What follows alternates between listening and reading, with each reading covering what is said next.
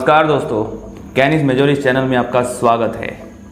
और आज मेरे एक दोस्त ने मेरे से पूछा कि यार तू पॉलिटी बहुत अच्छे से जानता है, यूपीएससी की तैयारी भी करता है, तो मेरे को बताना इमरजेंसी इंदिरा गांधी ने क्यों लगाई थी। कह रहा यार देखो मेरे को पॉलिटी ज़्यादा नहीं आती है, आसान शब्दों में समझूंगा तो मैं कोशिश करूँगा।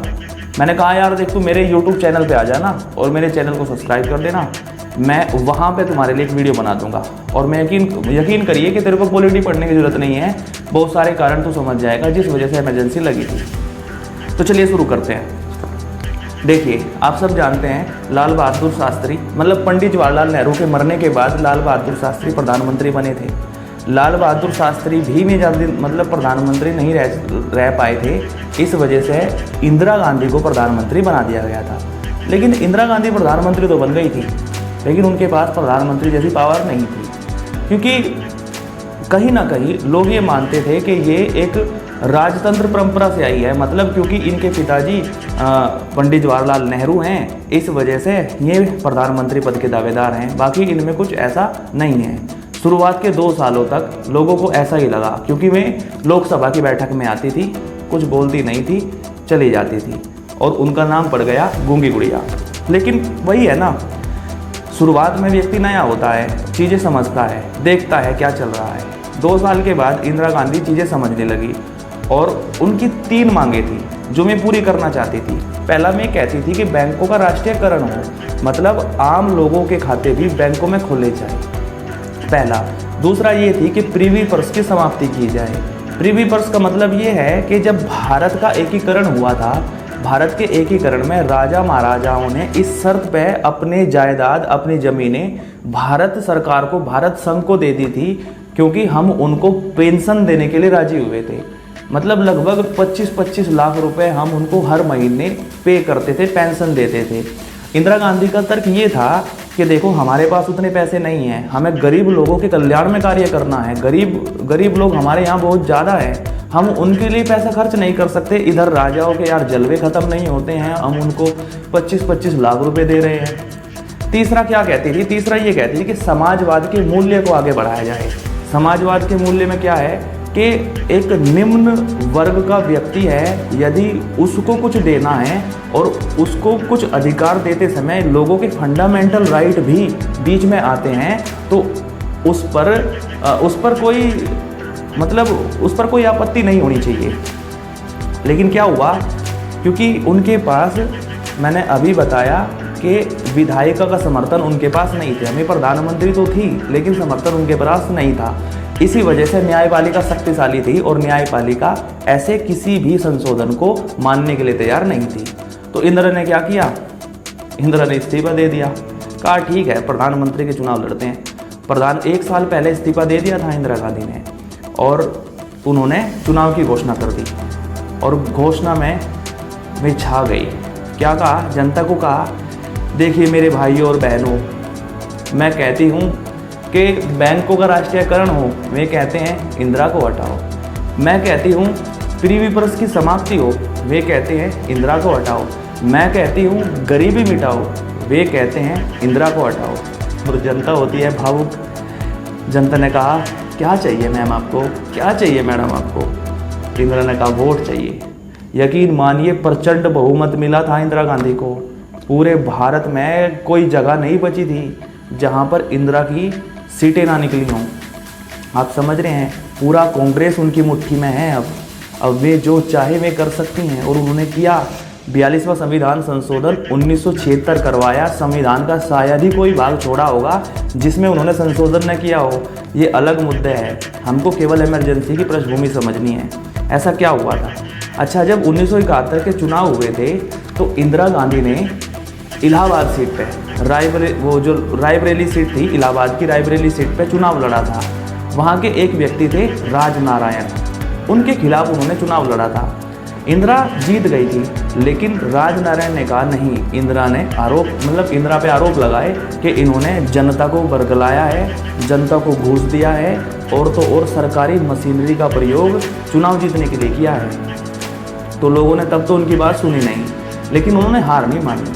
वे गए हाई कोर्ट, और हाई कोर्ट में ये निर्णय उठाया, और उन्होंने साबित कर दिया भाई हाई कोर्ट में वहाँ के एक जज थे, हाई कोर्ट के जज जगमोहन लाल सिन्हा, उन्होंने इंदिरा गांधी पर लगाए गए आरोपों को सही मान लिया और उनको दी 2 साल की सज़ा।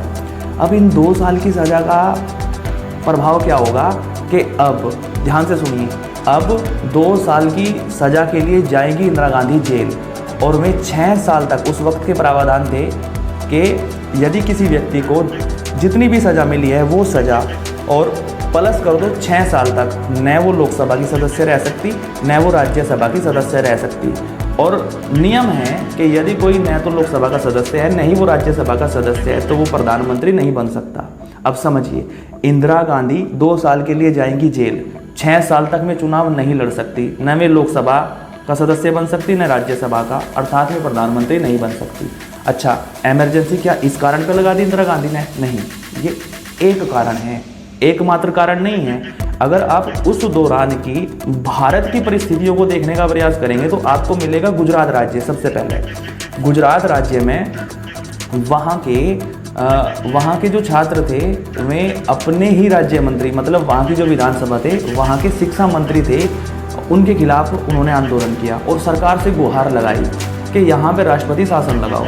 और यकीन मानिए, केंद्र सरकार ने वहाँ राष्ट्रपति शासन लगाया। अशांति वहाँ से भी फैली। फिर उसी दौरान की कुछ छुटमुट घटनाएं भी थी, जैसे रेल मंत्री थे, उनको यार बम से उड़ा दिया गया उस दौरान, है ना ये। और एक व्यक्ति हैं जेपी नारायण। जब आप जेपी नारायण के बारे में पढ़ोगे तो तुम्हें पता लगेगा वे कद्दावर नेता हैं कांग्रेस के और प्रधानमंत्री की लिस्ट में सबसे आगे थे, लेकिन इंदिरा गांधी ने उनको रिप्लेस कर दिया था। देखो भाई, जो हमारे ये हैं जेपी नारायण, जो व्यक्ति हैं जेपी नारायण, मतलब गांधी के साथ, पंडित जवाहरलाल नेहरू के साथ, वल्लभ भाई पटेल के साथ स्वाधीनता आंदोलन में भाग लेने वाले व्यक्ति थे। कितने बड़े चेहरा थे और वे किसी आंदोलन को लीड करेंगे, बंगाल में छात्रों के आंदोलन को भी लीड करेंगे। और उन्होंने घोषणा की कि देखो, फौज भी प्रधानमंत्री के निर्णय को ना माने, राष्ट्रपति के निर्णय को ना माने, इस तरह की चीज़ें आई।